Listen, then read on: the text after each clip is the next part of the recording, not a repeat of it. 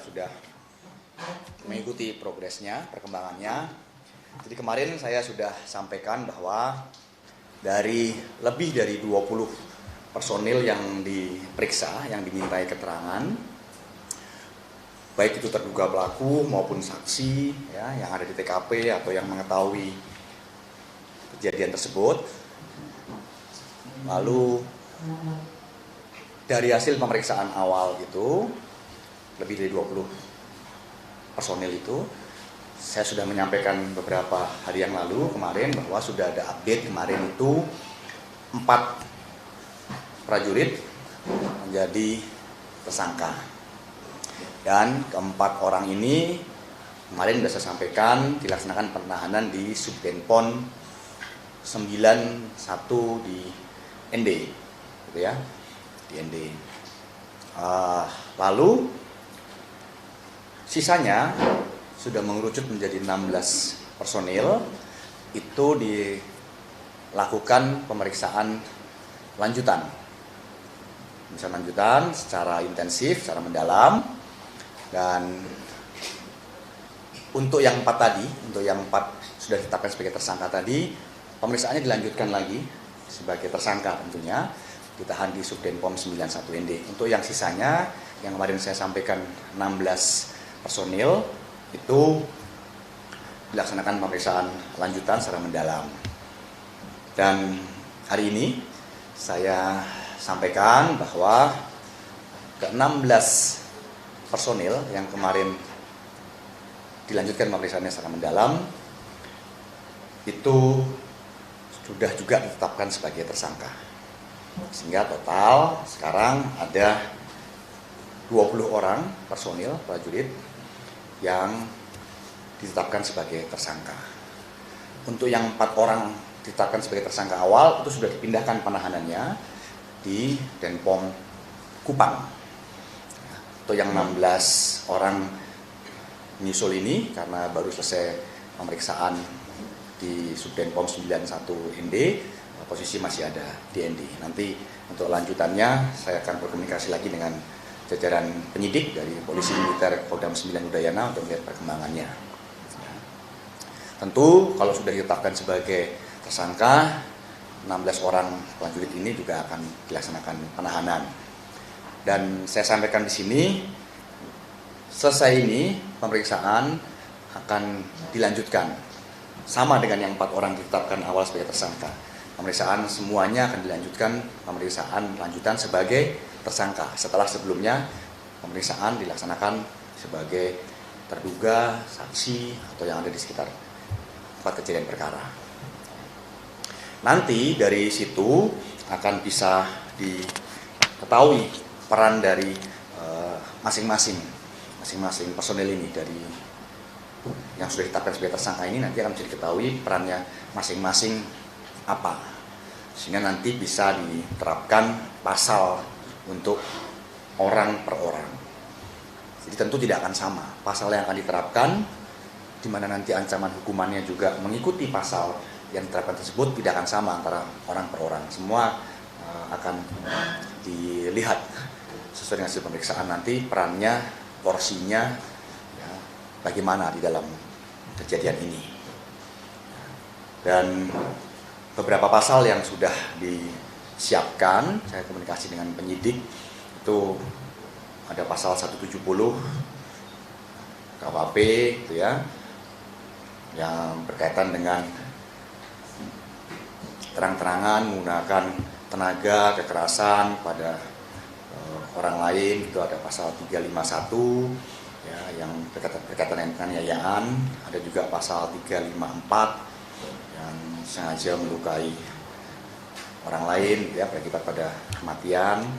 Ada pasal 131 yang seorang militer yang dalam dinas dengan sengaja memukul rekan atau bawahan, itu ada sanksinya.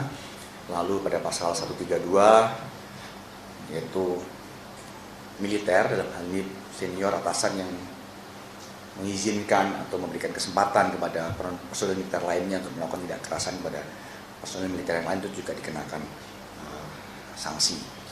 Itu 5 pasal yang disiapkan. Tentu nanti kelima pasal ini akan diterapkan kepada siapa, nanti bergantung kepada hasil pemeriksaan lanjutan sebagai tersangka untuk para personil tersebut. Dan mungkin rekan-rekan juga bertanya kenapa jumlah personil yang ditetapkan sebagai tersangka cukup banyak, gitu ya, karena memang kejadian tidak berlaku pada satu hari.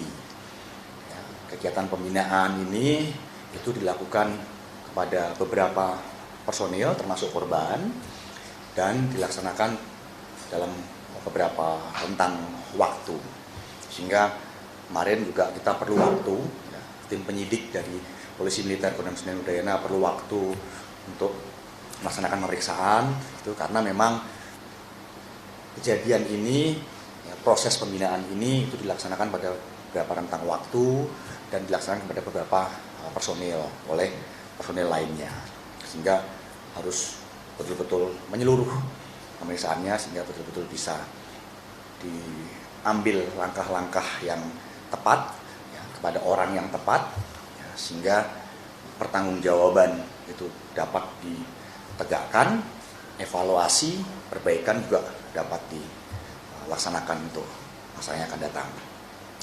Dan untuk itu selesai ini saya mohon waktu kepada rekan-rekan media sekalian dan juga kepada warga masyarakat bahwa pemeriksaan para tersangka ini tentu tidak mudah. Tidak mudah itu artinya kita perlu waktu sehingga betul-betul bisa mengetahui peran orang per orang, porsinya masing-masing sehingga keadilan bisa ditegakkan, tapi pertanggungjawaban juga bisa dilaksanakan. Sehingga nanti siapa, perannya apa, pasal yang diterapkan apa itu betul-betul tepat. Ya, sehingga nanti saya akan sampaikan dari rekan-rekan sekalian untuk perkembangannya. Karena setelah tahapannya kan setelah selesai nanti pemeriksaan para tersangka ini sudah bisa diketahui peran dan porsinya, diterapkan pasal untuk orang per orang, lalu dilaksanakan gelar perkara. Setelah dilaksanakan gelar perkara, itu akan ada pelimpahan kepada auditor militer untuk siap dilaksanakan persidangan di pengadilan militer. Itu tahapannya. Ya, sehingga sekali lagi setelah ini berikan waktu kepada kami jajaran tingkatan darat khususnya dari Polisi Militer Kodam Senen Udayana untuk melaksanakan pemeriksaan para tersangka, ya, supaya semua bisa berjalan dengan baik, ya. Nanti perkembangannya akan kita sampaikan. Siapa, dikenakan pasal apa, ya, ancamannya apa, lalu kita akan informasikan juga pada saat ada gelar perkara, ya, termasuk nanti ada pelimpahan juga akan kita sampaikan kepada masyarakat. Kita akan terbuka, transparan. So, nanti persidangan juga tentu masyarakat bisa mengikuti. Dan nanti tuntutannya apa dari auditor, vonis putusan dari hakim apa, rekan-rekan bisa mengikuti. Dan sekali lagi ini merupakan komitmen dari TNI Angkatan Darat untuk menegakkan ketentuan, menegakkan aturan, di mana sudah saya sampaikan bahwa pimpinan TNI Angkatan Darat tidak pernah mentolerir setiap bentuk pembinaan yang di luar kaidah-kaidah yang bermanfaat untuk operasional prajurit, apalagi menyebabkan kerugian personil meninggal dunia. Ini betul-betul suatu hal yang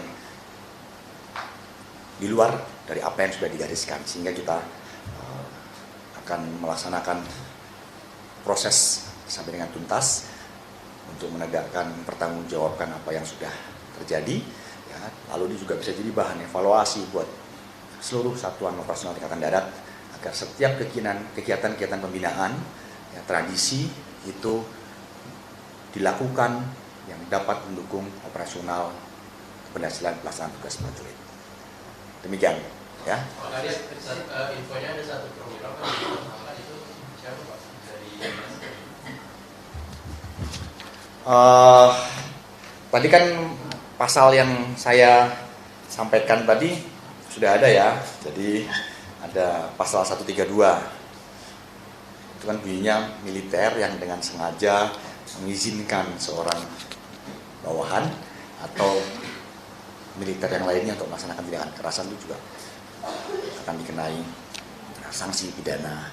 Jadi seperti yang ditanyakan tadi, ada satu karena setiap unit itu kan tentu ada struktur di kita, ada komandan regu, ya, ada komandan peleton, ada komandan kompi, ya, dan setiap prajurit itu punya atasan. Sehingga kalau tadi disampaikan apakah ada leveling itu, ya tentu harus ada yang bertanggung jawab terhadap kejadian yang terjadi di unitnya.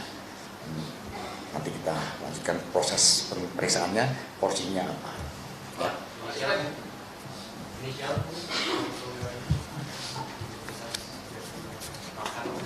jabatan nama sekarang. Ya, adalah ya. Setelah 20 orang ditetapkan sebagai tersangka, ini boleh dijelaskan sebenarnya motif dari proyek ini apa sih? Karena banyak isu beredar tentang ini. Itu pertama. Kedua, kan di media sosial juga marak viral kalau misalkan mas tindanya yang bisa menolak korupsi. Jelas ini sebenarnya apa yang terjadi, Pak? Apakah memang atau sebenarnya ada atau tidak? Ini kan bapaknya kan bapak dari korban juga seorang tentara. Nah, gimana cara TNI AD memastikan supaya sosok sang bapak itu tidak terintimidasi dan sebagainya? Karena kan dia cukup viral kemarin menuntut anak-anaknya yang meninggal supaya juga keluarga dilindungi oleh TNI AD. Gimana? Baik. Yang pertama tadi Motif pengeroyokan. saya sudah sampaikan semuanya atas dasar pembinaan. Jadi pada kesempatan ini saya nyampaikan bahwa kegiatan ini terjadi semuanya pada dasarnya pelaksanaan pembinaan kepada prajurit. Jadi cukup saya jelaskan sampai di situ ya, karena tentu kita perlu mendalami beberapa hal yang nanti akan menjadi esensi pemeriksaan terhadap para tersangka. Tapi saya katakan bahwa kegiatan-kegiatan pembinaan prajurit itu yang mendasari suatu hal yang terjadi pada permasalahan ini. Yang kedua, yang berkaitan dengan visum rumah sakit. Tadi saya sampaikan di sini, saya sudah sampaikan juga kepada rekan media beberapa hari yang lalu bahwa itu dasarnya adalah teknis. Jadi rumah sakit militer ya, militer di sekitar tempat kejadian itu tentu punya keterbatasan. Ya, jadi pada tugas-tugas yang bersifat strategis tertentu, rumah sakit tersebut tidak bisa menangani. Tetapi pada prinsipnya kita bantu, ya, kita laksanakan langkah pada rumah sakit lain sebagai bentuk solusi untuk mengatasi otopsi yang pertama dan kedua belum bisa terjadi atau belum bisa dilaksanakan. Ya, jadi dasarnya adalah teknis pada rumah sakit militer atau rumah sakit kita. Yang mungkin juga terjadi pada rumah sakit umum, pada daerah-daerah yang mungkin berada pada jauh dari pusat kota di kabupaten, kota atau provinsi. Yang berikutnya, Pangdam 9 Udayana ya, beserta Danrem di Nusa Tenggara Timur juga dengan jajaran brigade setempat gitu ya, itu terus melaksanakan komunikasi intens dengan pihak keluarga dan memberikan pemahaman pada pihak keluarga terkait dengan kejadian yang menimpa putranya. Kita sampaikan bahwa kejadian ini ya memang tidak kita harapkan dan kita sangat sesalkan. Itu dari Pangdam dan Rem juga komandan brigade berkomitmen untuk bisa menindaklanjuti kejadian ini ya, sehingga bisa membuat pihak keluarga jelas dan lebih tenang bahwa proses pertanggungjawaban itu dilaksanakan sesuai dengan ketentuan yang berlaku dan dilaksanakan secara terbuka. Karena korban sudah jatuh, dia sudah wafat, sudah meninggal dunia. Tentu salah satu langkah yang bisa kita lakukan untuk bisa membuat pihak keluarga itu memahami kondisi, menerima adalah bentuk komitmen pertanggungjawaban dari satuan, sehingga warga tahu ya semua ini dipertanggungjawabkan sesuai ketentuan yang berlaku. Dan komunikasi itu terus dilakukan oleh Bapak Pangdam, Bapak Danrem maupun Komandan Brigade terhadap pihak keluarga. Pendampingan juga terus kita berikan. Ya.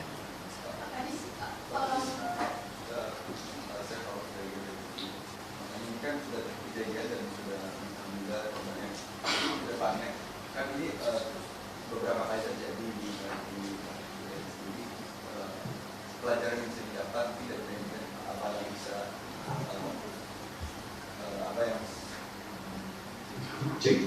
apa yang bisa TNI dari tubuh TNI sendiri, TNI AD pelajari dan evaluasi dari kegiatan ini, dan juga himbauan bagi para prajurit-prajurit yang sedang belajar di TNI AD. Terima kasih. Baik, tentu ini menjadi suatu bahan evaluasi bagi TNI Angkatan Darat. Ya. Dan TNI Angkatan Darat sudah berulang kali menyampaikan kepada seluruh jajaran ya, bahwa setiap kegiatan-kegiatan yang berkaitan dengan pembinaan prajurit ya, ataupun kegiatan tradisi satuan itu harus betul-betul menerapkan suatu pola ya, kegiatan yang bermanfaat atau memenuhi kaidah-kaidah mendukung pelaksanaan tugas prajurit itu di lapangan secara operasional. Sehingga kalau ditanya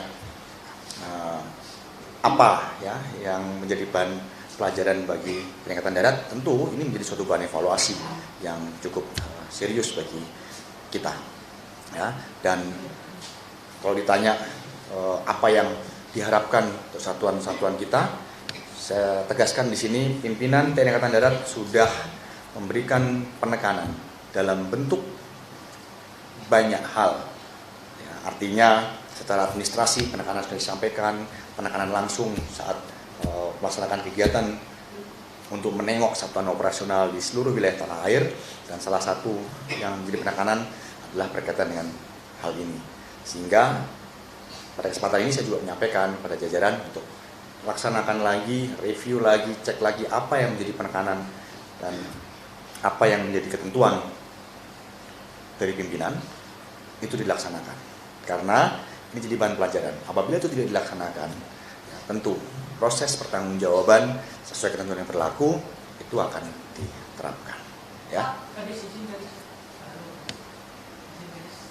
Mau tanya beberapa hal ini kan kebetulan memang musibahnya atau musibahnya terjadi di terbang ya, batalion yang memang baru dibentuk dan kemarin baru dibentukkan. Bagaimana untuk yang ingin saya tanyakan pertama, mungkin bisa dijelaskan oleh Pak Kadis soal pola rekrutmennya supaya ini tidak terjadi di batalion lain. Apalagi kan yang mau dibentuk ini ada ratusan batalion serupa, mungkin juga nanti kelas prajuritnya juga sama, agar tidak terulang. Mungkin nanti akan ada penekanan apa dari bangsa. Kemudian masih terkait rekrutmen untuk sekitar 120 yang batalion maupun brigade ini nanti seperti apa Pak Kadis? Kan kalau nggak salah kebutuhannya sekitar 500-an pasukan per batalion itu sudah dibuka dan sudah tersedia pasukannya atau masih proses rekrutmennya untuk mengisi batalion-batalion itu.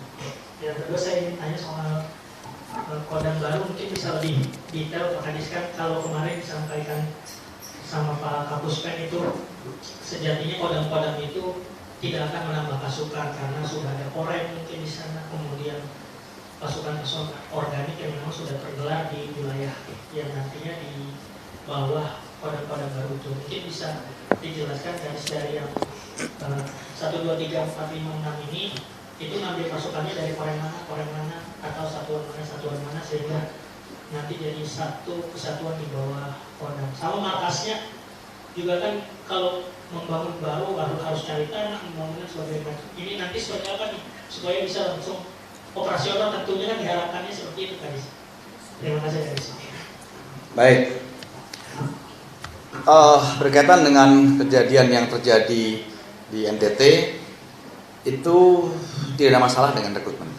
Artinya pola proses rekrutmen sudah berjalan dengan baik, ya, sesuai dengan norma-norma yang sudah digariskan untuk menjadi prajurit TNI secara umum dan TNI Angkatan Darat itu normanya apa dari sisi fisik, kesehatan, psikologi, ya, dari mental ideologi. Jadi saya tegaskan tidak ada permasalahan terkait dengan rekrutmen. Yang berikutnya yang berkaitan dengan untuk satuan baru, ya, satuan baru tadi ditanyakan bagaimana rekrutmennya, apakah baru atau sudah ada prajuritnya, ya. Jadi saya sudah sampaikan pada konferensi pers sebelum apel kehormatan bersama dengan jajaran Kepala Dinas Penerangan masing-masing matra bahwa itu nanti mix, ya. Karena rekrutmen itu kan setiap tahun ada. Nanti dari rekrutmen yang dilaksanakan setiap tahun itu, ya, baik ada pengembangan organisasi atau tidak ada pengembangan organisasi, setiap tahun kita melaksanakan rekrutmen. Nah, nanti hasil rekrutmen satuan atau personel-personel baru itu akan dimix dengan personel-personel yang sudah existing, yang ada di satuan-satuan operasional. Karena tidak mungkin juga suatu satuan baru itu semua berisi personel baru. Tentu harus ada personel-personel yang sudah berpengalaman pada leveling-leveling tertentu, leveling regu, leveling peleton, kompi, itu nanti yang membantu personel-personel baru itu untuk melaksanakan pembinaan maupun hal berkaitan dengan kesiapan operasional lainnya. Sehingga itu nanti dimix antara personel yang baru direkrut dengan yang sudah ada. Yang berikutnya untuk Kodam, gitu ya. Untuk Kodam seperti yang sudah rekan-rekan ketahui itu ada 6, ya.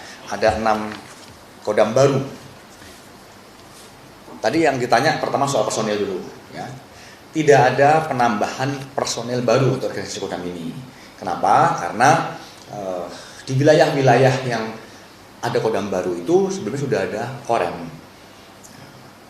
Yang dilaksanakan oleh TNI Angkatan Darat saat ini adalah melaksanakan reorganisasi dari satuan-satuan yang sudah ada, disesuaikan dengan pangkat, ya, disesuaikan dengan kualifikasi, ya, korps, bidang tugas untuk menjadi personil di Kodam. Sekali lagi tidak ada personel baru, kita mereorganisasi dari personel yang sudah ada di wilayah-wilayah tersebut. Dan nanti, ya, setelah itu kita kan ada juga pola tour of duty, tour of area, ya. Nah, tentu nanti setelah kita melaksanakan penataan pada personil pada leveling tertentu di Kodam baru ini, kita akan melaksanakan tour of duty, tour of area personil-personil dari wilayah lain, ya, sehingga kita bisa meratakan personil TNI di seluruh wilayah tanah air, termasuk kita bisa memenuhi komposisi organisasi dari satuan baru ini, ya, atau Kodam baru ini. Untuk lokasinya, Kodam di Sumatera ada 3, ya. Di Sumatera itu ada 3, sebentar.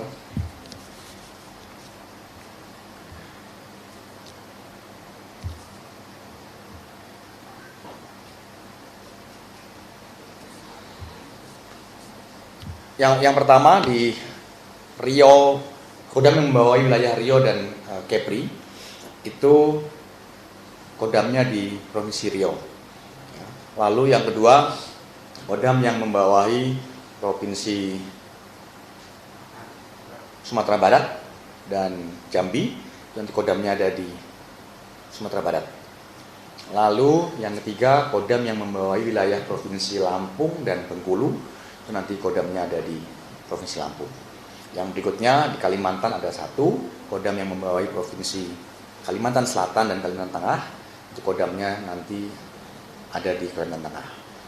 Di Sulawesi ada 1 Kodam yang membawahi wilayah Sulawesi Tengah dan Sulawesi Barat, Kodamnya ada di Sulawesi Tengah. Lalu di Papua ada 1, yaitu Kodam yang membawahi wilayah Papua Selatan, Kodamnya ada di Merauke.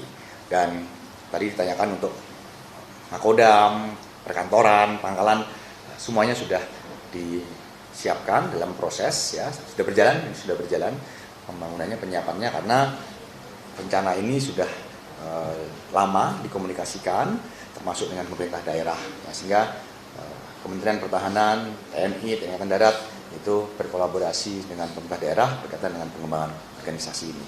Ya, karena manfaat dari pengembangan organisasi ini itu yang pertama memang esensinya berkaitan dengan doktrin pertahanan kita, yaitu Sisarkan Prata, dan juga konsep pertahanan pulau-pulau besar. Ya, dan yang berikutnya ini sebagai kekuatan pendukung, pendamping dalam pencapaian peningkatan kesejahteraan masyarakat. Dan sehingga kegiatan pengembangan organisasi ini kita juga berkolaborasi dengan semua stakeholder yang terkait. Oke? Pak, tadi juga bilang kalau terkait dengan tadi kan mengapa jumlah personil cukup banyak itu karena ada pembinaan dan dalam rentang waktu. Nah, boleh dijelaskan itu pembinaannya berapa lama dan juga apakah itu memang berarti korban dianiaya berhari-hari atau bagaimana sih Pak? Itu nanti kita sampaikan progres setelah pemeriksaan ya. Nah, artinya kegiatan pembinaan yang berjalan di TNI itu kan dilaksanakan setiap hari ya. Kita ada pembinaan fisik, ya, ada pembinaan kesehatan, kita ada pembinaan mental. Jadi tidak pada rentang waktu tertentu 1 minggu, ya tidak. Jadi pembinaan itu dilaksanakan terus-menerus, ya, untuk meningkatkan kemampuan, gitu ya. Lalu juga untuk menyiapkan prajurit itu setiap saat siap melaksanakan tugas. Nah, nanti yang ditanyakan itu masuk menjadi esensi yang akan dicoba dilihat konstruksinya, ya, pola-pola bagaimana yang menyebabkan kejadian atau korban bisa wafat. Jadi ada kemungkinan berhari-hari Pak kalau bisa. Iya, tapi kan tidak mungkin juga berhari berturut-turut itu tidak. Jadi Karena berapa kali gitu? ya, karena di kita ini kan juga menurut sistem pengawasan, ya, pengendalian dari unsur pimpinan, gitu kan ya. Jadi sangat tidak mungkin kalau itu berturut-turut, ya. Tapi mungkin pada beberapa rentang waktu, ya, ada jeda waktu, nanti kita coba lihat dari saksi pemeriksaan, ya. Dan kondisi orang kan beda-beda ya. Pak Kadis izin, saya Santi Pak dari Dendens, ada beberapa pertanyaan. Untuk memperjelas juga, kami mendengar ada korban lainnya sebenarnya selain Prada Luki yang juga mendapat pembinaan gitu. Cuma bedanya Prada Luki ketika dibawa ke rumah sakit tidak survive dan meninggal, yang satu lagi ini selamat gitu Pak. Saya ingin mengkonfirmasi apakah itu betul. Kemudian yang kedua, sebenarnya informasi atau pemberitaan mengenai kekerasan yang dialami oleh prajurit TNI di tempat mereka bertugas itu bukan kali ini saja terjadi Pak Kadis. Kita juga pernah mengalaminya di tahun 2023 dan 2021 kalau tidak salah. Sebenarnya apa sih Pak Kadis yang menyebabkan siklus tindak kekerasan ini terus berulang begitu Pak? Dan apakah dalam praktek pembinaan tindak kekerasan itu dibolehkan oleh prajurit senior kepada prajurit juniornya? Kemudian terkait penambahan kodam baru Pak Kadis, berarti kan saat ini total kodam yang sudah ada itu 21 ya Pak. Dan apakah ada rencana untuk penambahan lagi selain 21 yang sudah ada? Karena informasinya saya dengar akan bertambah hingga mencapai 37. Kemudian ini mungkin sudah disampaikan ketika di upacara kehormatan militer, tapi saya ingin menanyakan kembali untuk penambahan kodam ini berarti anggarannya itu sudah disesuaikan ya Pak. Jadi sudah cukup gitu untuk 6 ini. Karena ada kekhawatiran dengan penambahan 6 kodam baru itu akan menyedot anggaran yang cukup besar, sehingga untuk anggaran secara keseluruhan TNI 80% itu untuk rutin gitu Pak, belum termasuk yang lain terkait dengan alutsista dan sebagainya. Terima kasih Pak Kadis. Baik, untuk yang korban, ya betul memang ada satu lagi, tapi kondisinya sehat, kondisinya baik. Artinya kan seperti yang saya sampaikan tadi, tiap prajurit kan kondisinya juga beda-beda, ya. Dan pembinaan yang diberikan itu juga tidak untuk satu orang saja, ya. Pembinaan itu kan juga diberikan kepada beberapa prajurit, gitu kan. Tapi kan sekali lagi, ya, kecelakaan, manakala kecelakaan itu terjadi menimpa pada satu orang prajurit, salah seorang prajurit itu tentu diharapkan pada kondisi kesehatan, kondisi fisik maupun pada saat korban ini bagaimana perlakuannya, pada saat prajurit yang lain bagaimana perlakuannya, sehingga korban ini bisa tidak survive dan wafat.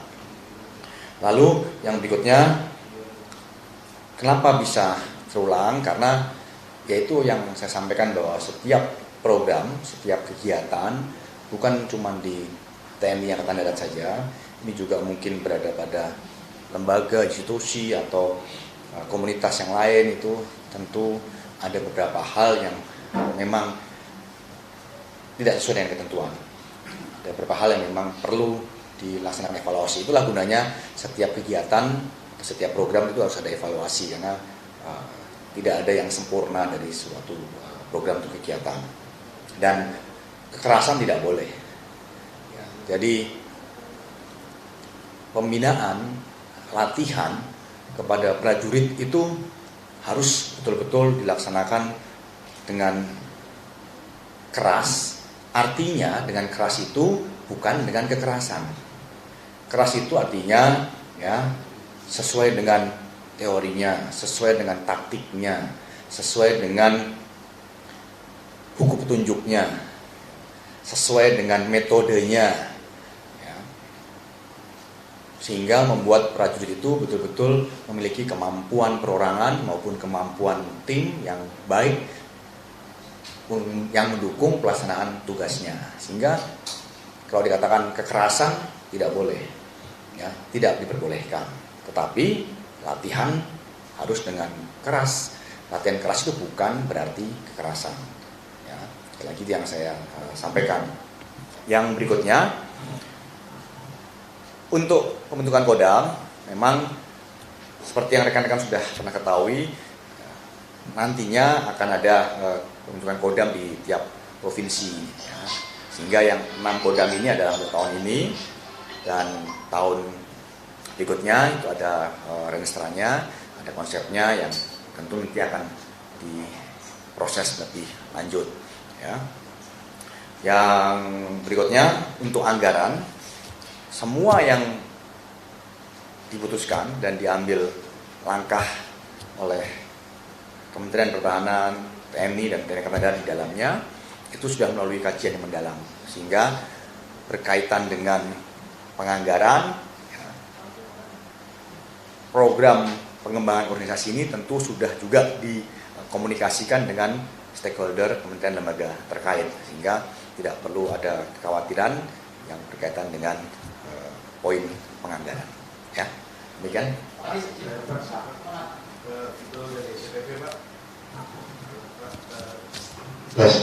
Saya Vito dari SPP Pak. Ingin nanya Pak Wahyu soal adanya informasi calon bintara Angkatan Darat tadi pagi itu meninggal dunia di Bandung atas nama Muhammad Tehan. Informasinya seperti apa ya Pak? Itu penyebab meninggalnya karena apa atau kronologisnya seperti apa? Itu calon ya. Calon bintara. Kalau calon mungkin bisa ditanyakan ke setempat ya. Artinya kalau calon belum di bawah tanggung jawab kita. Ya. Jadi calon itu kan masih kembali ke rumah orang tuanya. Ya. Cuman dalam proses rangkaian tes gitu ya. Sehingga kita tidak punya datanya, kita tidak punya kronologis atau informasinya, karena yang bersangkutan adalah calon. Yang bersangkutan belum menjadi prajurit TNI, sehingga banyak kemungkinan yang menyebabkan yang bersangkutan bisa mengalami hal tersebut yang mungkin bukan tanggung jawab kita, sehingga coba bisa komunikasikan dengan aparat wilayah setempat, komunikasi dengan pihak keluarganya. Ya.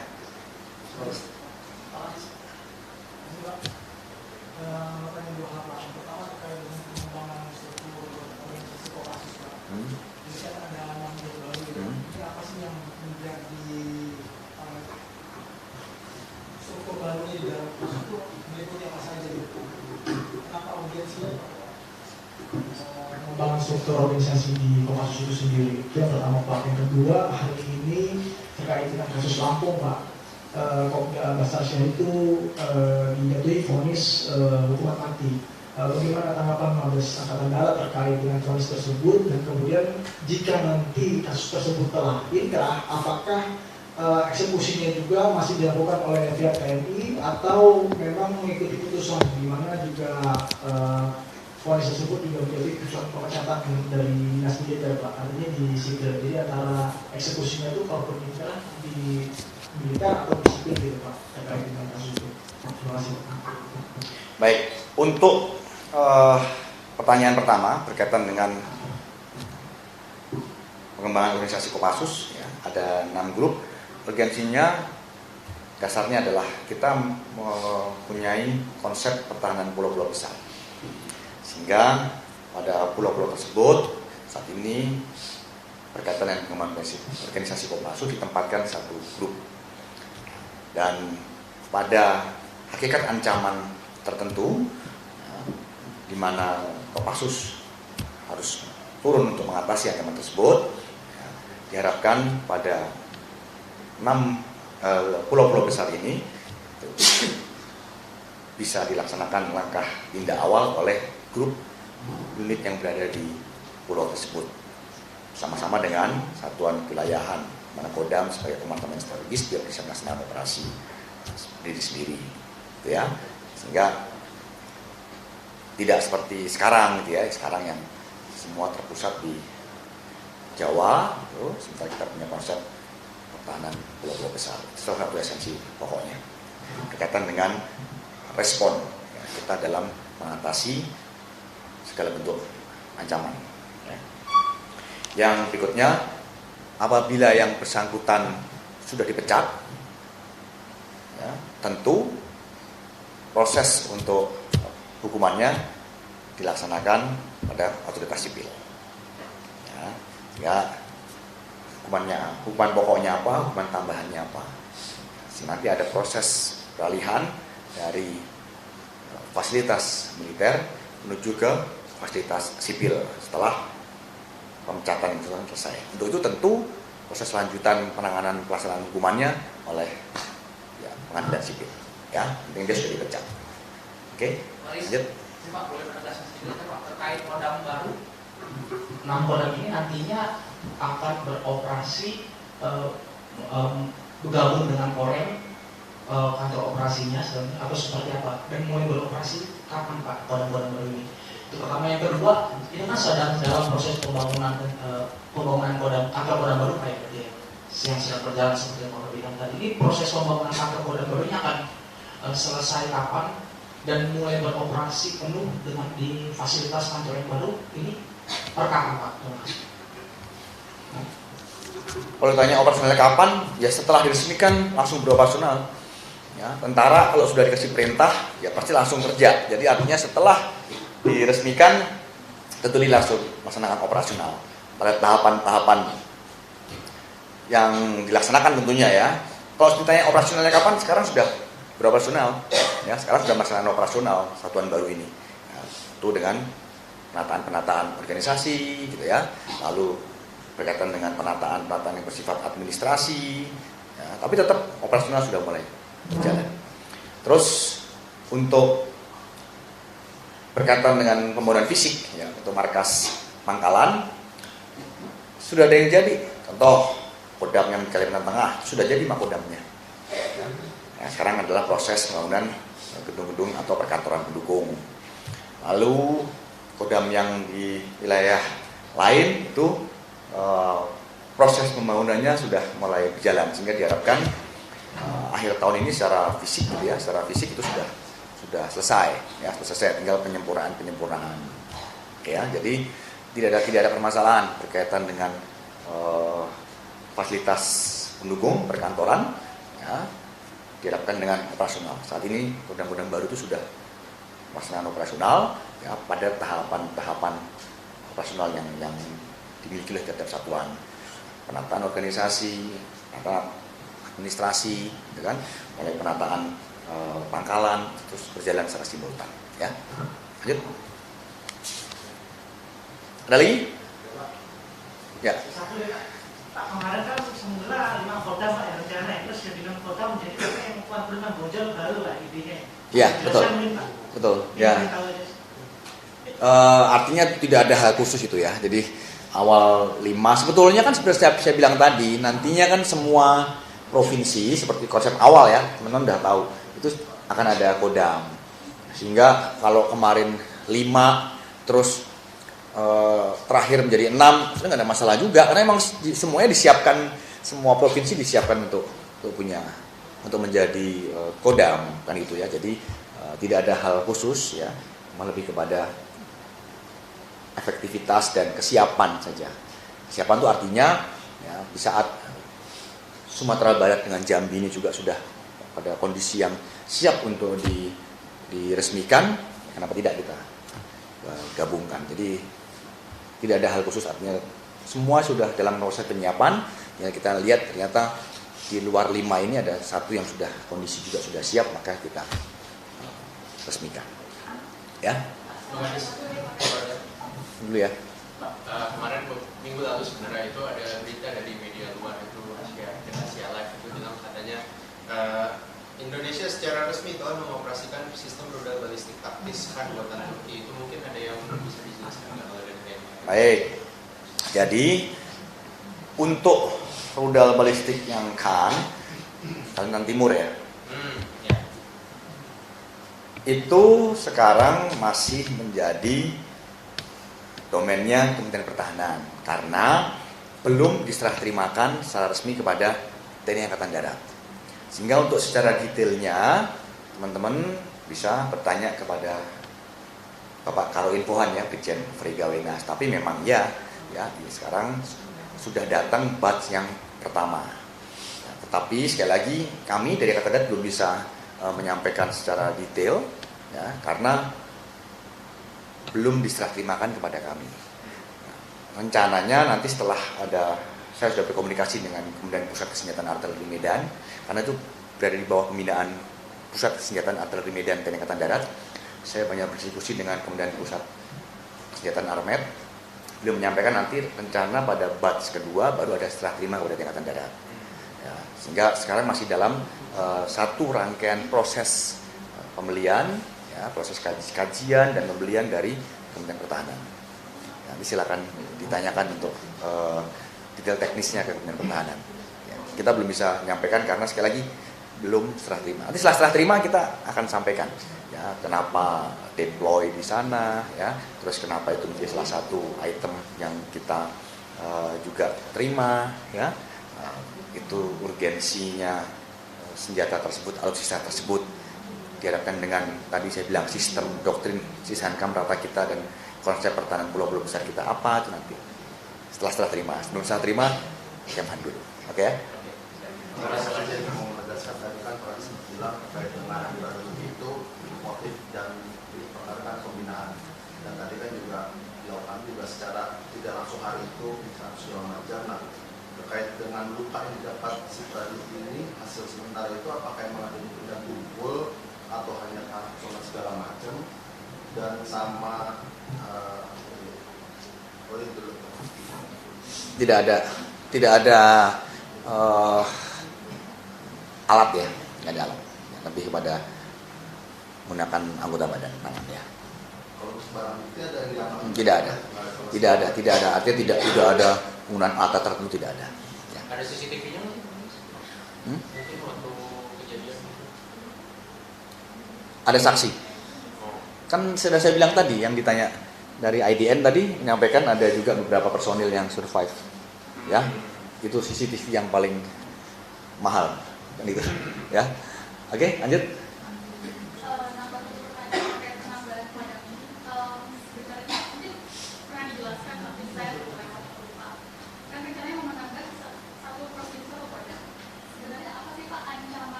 Baik, saya sudah sampaikan tadi, untuk pengembangan organisasi, pembentukan Kodam baru, urgensi yang paling utama adalah berkaitan dengan gelar satuan kita dihadapkan dengan sistem atau doktrin pertahanan kita, yaitu Sishankam rata, termasuk konsep pertahanan pulau-pulau besar. Sekarang kita juga menganut slogan atau menurut prinsip Trisula Nusantara bersama darat, laut, udara, pertahanan kedaulatan negara kita. Jadi esensinya berkaitan dengan support mendukung dari doktrin pertahanan kita dan konsep pertahanan yang kita miliki. Ya. Lalu, ya, dari poin itu diharapkan TNI Angkatan Darat itu memiliki kecepatan dalam merespon hal-hal yang berkaitan dengan isu pertahanan. Dengan konsep gelar yang merata, menyebar di seluruh wilayah tanah air, dihadapkan setiap bentuk ancaman yang terjadi di setiap wilayah atau di setiap jengkal wilayah negara Kesatuan Republik Indonesia, TNI Angkatan Darat sebagai salah satu komponen utama pertahanan negara itu bisa merespon dengan cepat. Karena berkaitan hal tersebut itu atau berkaitan dengan hal itu komponen pendukungnya banyak. Rantai komando, ya kan? Lalu berkaitan dengan pergeseran pasukan, ya. Belum kita bicara berkaitan dengan support logistik, ya. Sehingga apabila di setiap wilayah itu ada kompartemen, ya, strategis Kodam yang dapat berdiri sendiri dalam melaksanakan suatu operasi, efektivitas dan kecepatan respon itu dapat diutamakan atau dapat dikedepankan. Ya.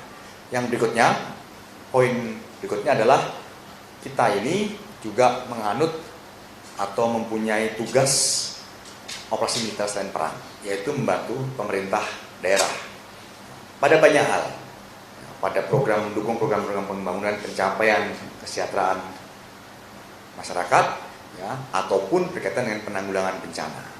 Dengan gelar yang semakin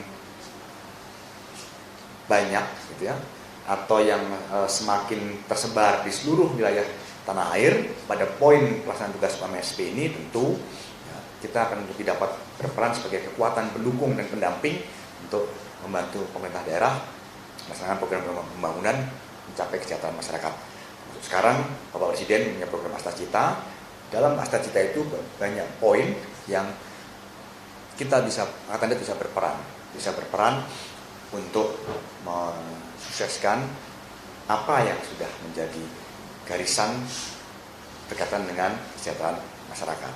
Ya.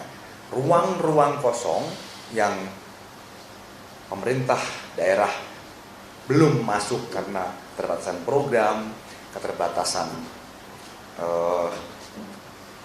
tahapan waktu, ya, disitulah TNI Angkatan Darat bisa mengambil peran sebagai kekuatan pendamping dan pendukung sehingga membantu pemerintah daerah. Intinya kesejahteraan masyarakat bisa tercapai. Itu poin berikutnya setelah esensi pokok berkaitan dengan poin pertahanan. Ya, cukup? Apa Mbak Edna?